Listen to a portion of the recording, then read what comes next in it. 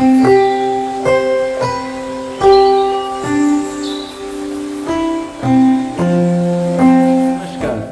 Doctor निमिष गुप्ता हूं। मैं एक मनोचिकित्सक हूं और आज मैं आप सबसे बात करने वाला हूं एक वैवाहिक जिंदगी में आने वाली मनोरोगों एवं मानसिक समस्याओं के बारे में। बड़ी इशू जो वैवाहिक जिंदगियों में आती है, जिसके बारे में दुनिया बहुत कम बात करती है और जो लोगों को ये परेशानियां हैं वो लोग भी शर्मिंदगी के कारण किसी से ये परेशानी शेयर नहीं कर पाते।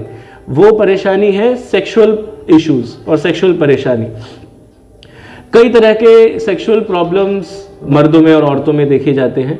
मर्दों में खास तौर से इरेक्टाइल डिसफंक्शन और लिंग में तनाव ना आने की समस्या, प्रीमेच्योर इजैकुलेशन और शीघ्र पतन की समस्या, नाइट फॉल की समस्या और धात की समस्या भारत में काफ़ी देखी जाती है।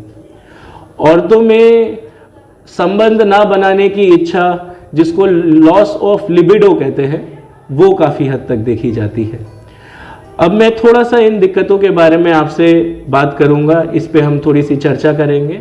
इरेक्टाइल डिसफंक्शन, ये जितने भी सेक्सुअल डिसऑर्डर्स होते हैं मर्दों में, इनमें 70 से 75% डिसऑर्डर साइकोलॉजिकल होते हैं, मतलब मानसिक कारणों से होते हैं। बाकी 20 से 25% डिसऑर्डर्स कोई ना कोई शारीरिक कारणों से होते हैं। शारीरिक कारण इन डिसऑर्डर्स के सबसे बड़े नशा करने की समस्या, जैसे कि अल्कोहल और स्मोकिंग करना, डायबिटीज़ या हाइपरटेंशन होना, किसी प्रकार की बीमारियों की दवाई खाना, या लिंग पे या लिंग के आसपास नसों में कुछ चोट लग जाना होती है।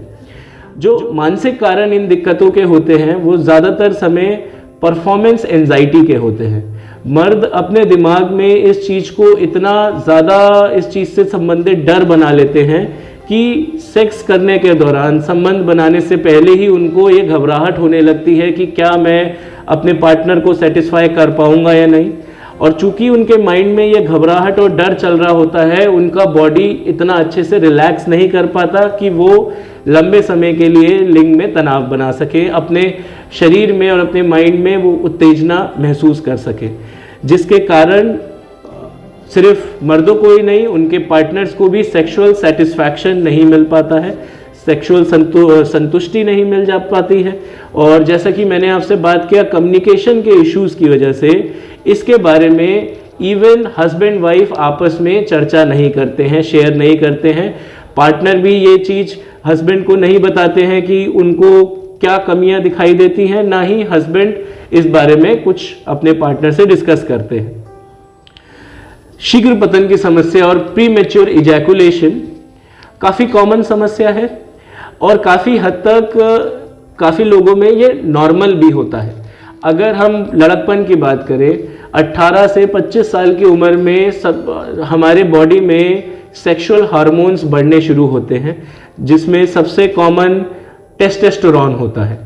ये हार्मोन के कारण इंसान में सेक्सुअल उत्तेजना पैदा होती है और मर्दों में और औरतों के मुकाबले कुछ सेकेंडरी सेक्सुअल कैरेक्टरिस्टिक्स आते हैं, जैसे कि दाढ़ी का उगना, आवाज़ भारी होना, कंधे चौड़े होना। अब चूंकि इस दौरान हालांकि लोगों की शादी नहीं हुई होती है, लोगों ने संबंध नहीं बनाए होते हैं, तो लोगों को इस चीज़ का अनुभव और एक्सपीरियंस नहीं होता है। तो शादी के तुरंत बाद जब लोग संबंध बनाते हैं तो ये काफ़ी नॉर्मल है कि व्यक्ति का शीघ्र पतन हो जाना या ज़्यादा लंबा व्यक्ति का लास्ट ना करना। इसको आप ऐसे समझ सकते हैं कि अगर हम दौड़ लगाते हैं तो जो इंसान डेली का दौड़ लगाता है वो ज़्यादा लंबे समय तक दौड़ सकता है। जो इंसान पहली बार या दूसरी बार दौड़ रहा है वो बहुत जल्दी थक जाएगा।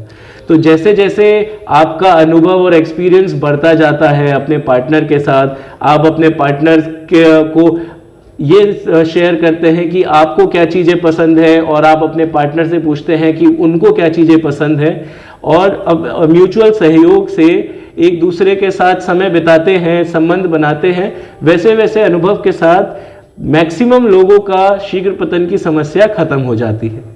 कुछ लोगों में घबराहट या टेंशन या डर के कारण भी शीघ्र पतन होता है।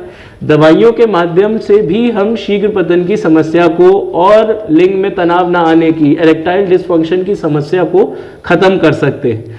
लेकिन उसके लिए ज़रूरी ये है कि लोगों में इस चीज़ के ऊपर अवेयरनेस हो, इस चीज़ की जानकारी हो और लोग सही जगह जाके अपना इलाज कराएं। सेक्सुअल परेशानियों के लिए मनोचिकित्सक, साइकियाट्रिस्ट स्पेशलाइज्ड होते हैं इस बीमारी का ट्रीटमेंट करने के लिए। तो इस चीज़ के लिए परेशान होना या इस चीज़ को से डरना बिल्कुल भी आवश्यक नहीं है। आप एक साइकियाट्रिस्ट से मिले और उनसे परामर्श ले, उनसे सारी जानकारी ले, टेस्ट करवाएं, समझें इस परेशानी को। फोर प्ले पे काफ़ी लंबा समय दें।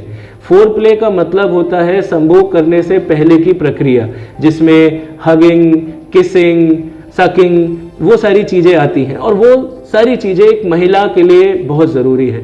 महिला की बॉडी में उत्तेजना इंटीमेसी से आती है, मर्दों में उत्तेजना काफ़ी जल्दी आ जाती है, महिलाओं में थोड़ा समय लगता है। इसलिए मेरी राय सबसे है कि सेक्सुअल बिहेवियर्स के बारे में और सेक्सुअल प्रॉब्लम्स के बारे में अच्छे जानकारी लें, अच्छे से उसके बारे में समझें और उसके बारे में बात करने के लिए या उसके बारे में जानकारी लेने के लिए जो ये समाज में एक हिचक है, उस हिचक को समाज से हमें दूर करना है। धन्यवाद।